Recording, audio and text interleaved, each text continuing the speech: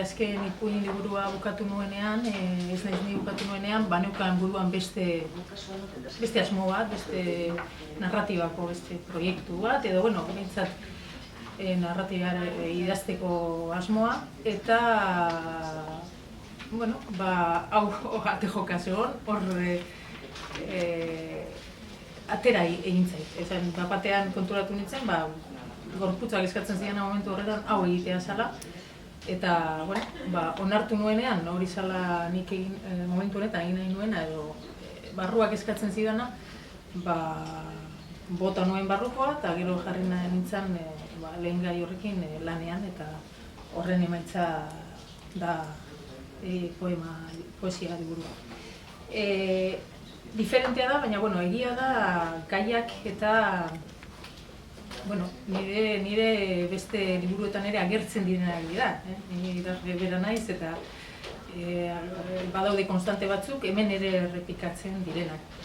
Badago diferentzia bat nabarmena hemen poema batzuetan, ez guztietan, baina batzuetan badautela kontu autobiografiko batzuk, aurrekoetan narratiban agerian agertzen zirenak, eta diferentzia da baita ere, nik uste dut hemen idazlea eta narratzailea pixkat harreman estuago bat dago edo zailagoa dela jakitea nor dagoen momentu horretan hitz egiten. Badago ahots bat, lehen pertsonan hitz egiten den ahots bat, eta agerikoagoa da hori, harreman hori idazle eta narratzailearen artean.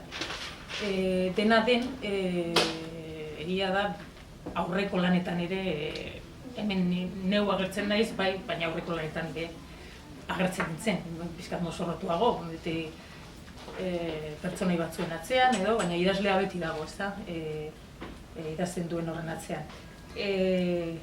Eta erakusten duena, nik uste dut, bi aukera edo, bi joera edo daudela, ez, bata da erakustea zure etxeko egongela, bisitarientzako prest daukasuna eta zure buruaren irudia bestek irudi hori ikusi nahi duzunean egongela erakuste duzu, eta beste aukera bada ganbara erakustea, eta ganbaran daude gauza eskutuan dauden gauza batzuk, desordenatuta daudenak, haiekin zerekin ez dakizun gauza asko, ez da?